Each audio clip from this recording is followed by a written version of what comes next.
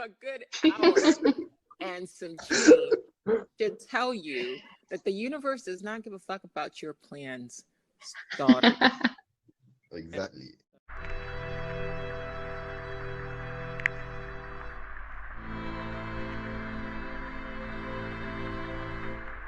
Throw your headphones on.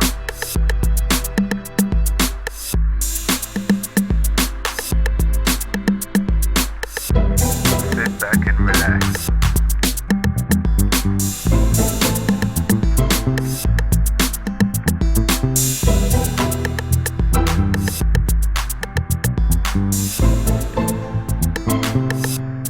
Let's take reality for a ride.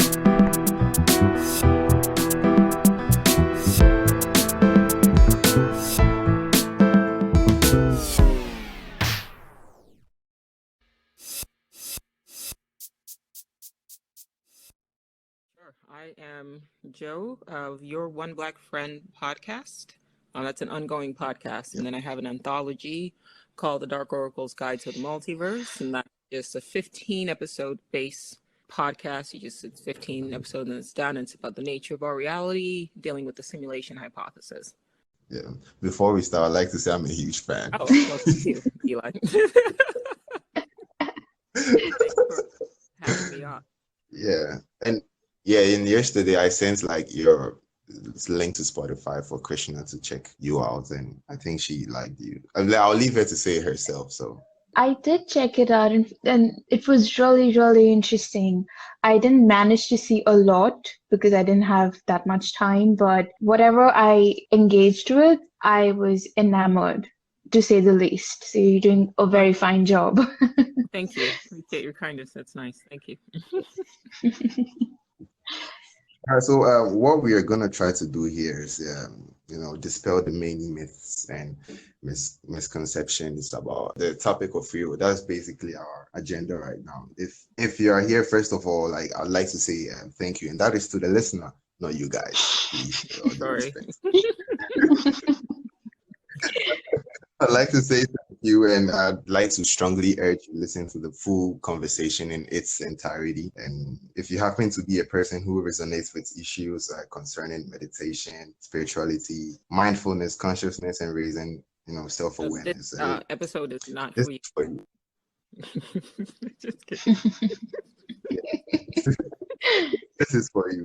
And I'd like to say, come on, guys. All right. So to begin, I'd like to say, as a person, a little self-inquiry work perhaps would inevitably raise the question about free will. Actually, this is like a disclaimer. This should be your first time coming into contact with such terms and phenomenon. I strongly recommend you stay through to the end and listen to the whole thing, because if you don't, you're going to hear some rather radical and mind-blowing stuff which might be easily misinterpreted to mean something negative in your life, and you wouldn't want that to happen. I think it's interesting. You're setting up such a high bar. You're basically setting people up to be disappointed, yeah? No, it's not about that. This is like one of like the very sensitive issues. You talk about this and like people are not ready for that conversation. Either that or they are just ready to flip out and be like, "What the hell are you saying? Like, what the hell are you trying to tell me?" Something like that. So this is like a little disclaimer, just so I don't get upset later. Or just this. Yeah, I know. I'm mostly Yeah. Before we begin, does anyone have anything to say? Yeah. So I was gonna say I'm mostly joking. You can take all I say, and about 50% of it is gonna be jokes. And that part's a joke. Yeah, that was a good joke too. Which one of you Krishnaa, guys, how did you intend to start your day today? And then how did it actually go? Exactly. That's a good question. To have a mental picture about your day and to actually live it, they are completely two different Yeah, so things. since this episode is about free will, let's talk about it, right? So it was our intent yesterday when Eli and I had a sort of a pre-meeting to set up this podcast. We had an idea, we willed it, right? In our minds, it was going to be, we're going to start around 11:15. and it was going to be a vocal thing, right? Just a voice recording, myself, Eli, and Krishnaa.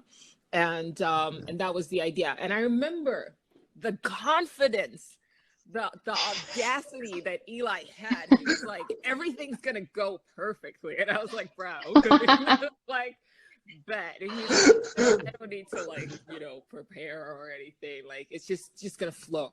Like, the universe is just gonna be there and it's just gonna flow. And I was like, that's not how the universe works, but you know what, let me just go ahead and mind my own business, because he's gonna have to figure this out the hard way. And sure enough, we were supposed to have started this recording at 11:15 a.m. Pacific Standard Time. I am in California, and it is now 12:35 p.m. So a good hour and some change should tell you that the universe does not give a fuck about your plans, daughter. Exactly. So, pardon my French. So, go on.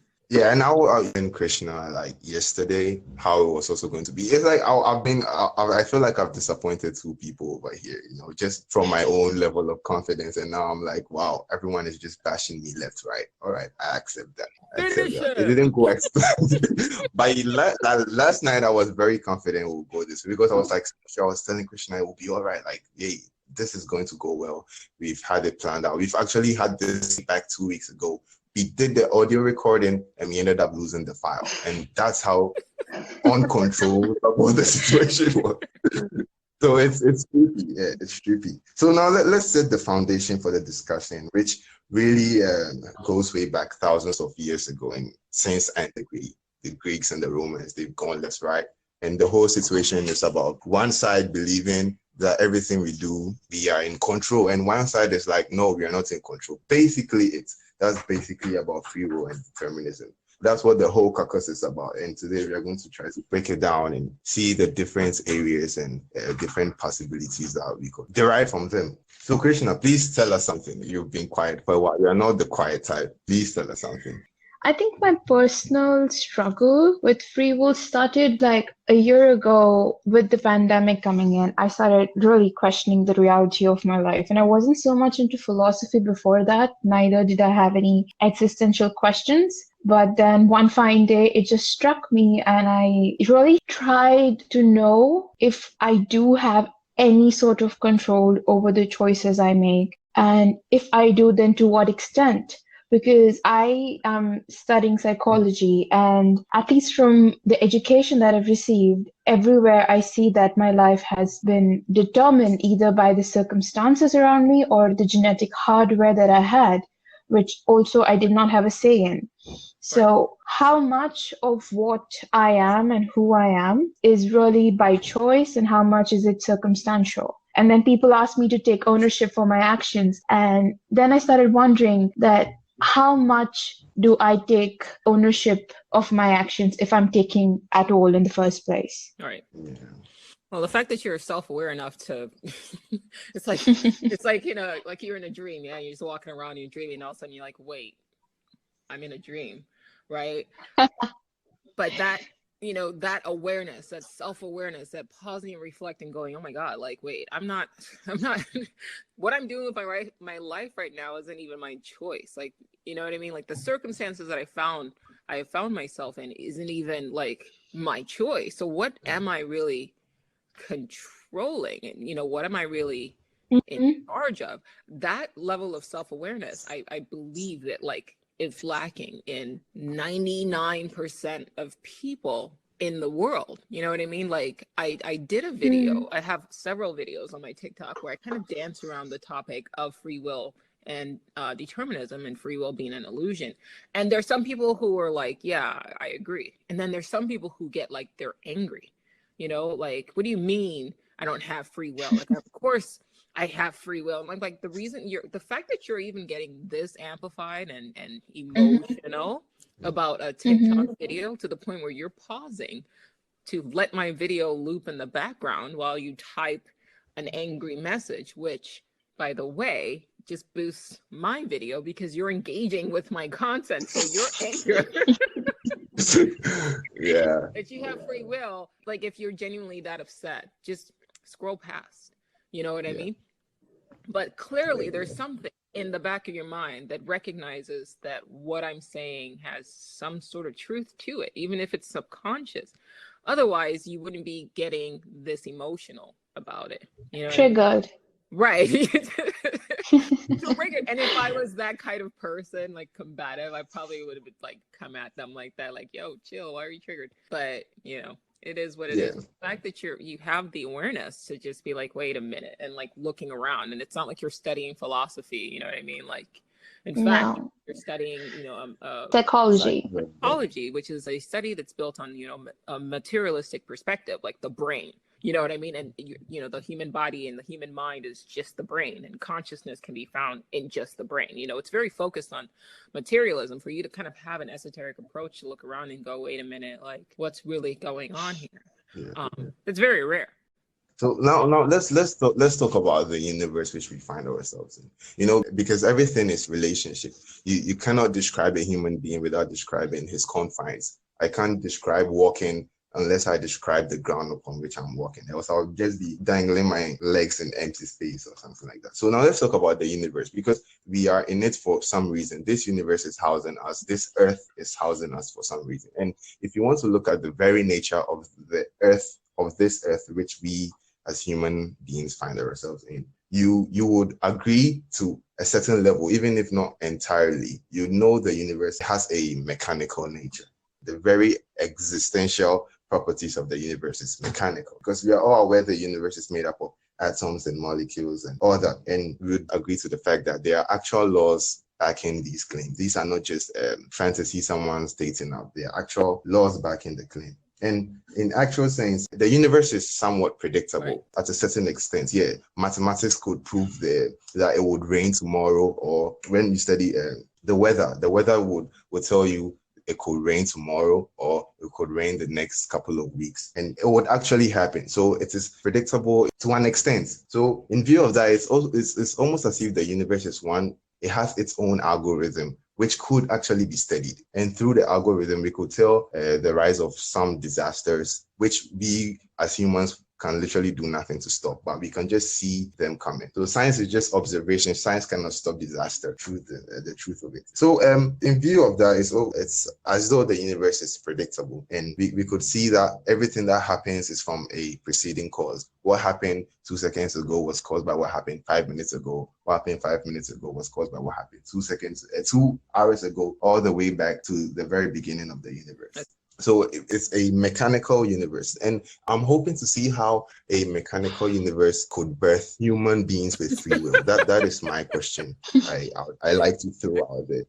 I could rant all about how mechanical the universe is, and in the end, I'll just throw this question to you: how does a mechanical universe birth human beings with free will, or anything with free will, like the sun or anything else? So that is the question I want to put out there. Yeah, that's a deep question. No, I mean, like that's the question that people need to sit and pause. You know what I mean? Like creates like, right? Yeah. Like, I'm not going to be like, okay, here's an egg, and this egg is going to like give birth to like broccoli, right? Like, you know what I mean? Like the nature of what it stems from has to create something that reflects back to it.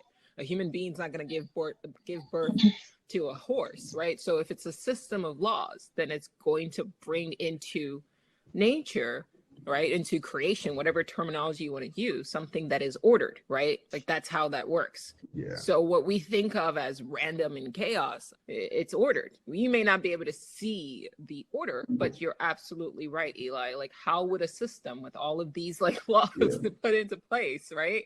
The constants and all of these things that are happening that are literally written into the fabric of the universe. How can you then turn around and say you came out of that? And by you, I mean the physical form and the experience. I'm not speaking about your consciousness, right? So I'm keeping it on a material level. Yeah. How can we sit and say, out of all of this, you came through and you were like, nah, I'm going to be the chaos agent. That's not how that works. You know what I mean? Like, we're in a Goldilocks universe. We have, physicists like Brian Greene is talking about, when you sit down, you have all these constants that are fixed, like the speed of light, and the distance from the earth to the sun, and the axis and rotation. Even a scientist, like another physicist, Max Tegmark, he wrote a book called our mathematical universe, basically saying that the universe itself is math. Yeah. Okay, I don't know if you guys remember taking math classes, but that's not it's not disorder and chaos. I wipe my memory of all the math, But bro. it's formulaic, right? It is laws, right? Like that's so from something for a physicist to say our universe is mathematic, and then for you to say, okay, well, but in the midst of this, I'm just this free agent that is, chaotic. Like, okay, Yeah, I have no right. formula. Exactly. What are your thoughts, Krishnaa? That's a very, yeah. I think somehow I've always had a tussle with the definition of determinism. So if you're determining something, what you mean by determinism is that every event has a preceding cause, then I'm with you that yes, the physical world and the material world is determined. The fact that we're recording this is because there was a preceding event that has propelled us to act on it. But if you're saying that everything basically, like if there's a blueprint to my life already and that I have no choice whatsoever, even in the slightest of it, of how it will unfold, be it what coffee I have tomorrow morning or what lessons I study or where I invest my money in, I would hold judgment here to go on and say that life is that determined. So if you're catching the riff, there's a difference. Yeah, things have a preceding cause, and science can uncover laws and help us in predicting it as well and foreseeing certain events. But I don't think we're simply material beings at the same time. There is an element of spirituality and consciousness, and I've not read enough to know about what laws the spiritual world works on. So I am not gonna go around preaching anything, but I do feel that we are not just material beings. Whatever the both of you said apply absolutely to the material world, but are we just our bodies? Are we just the organs that form us?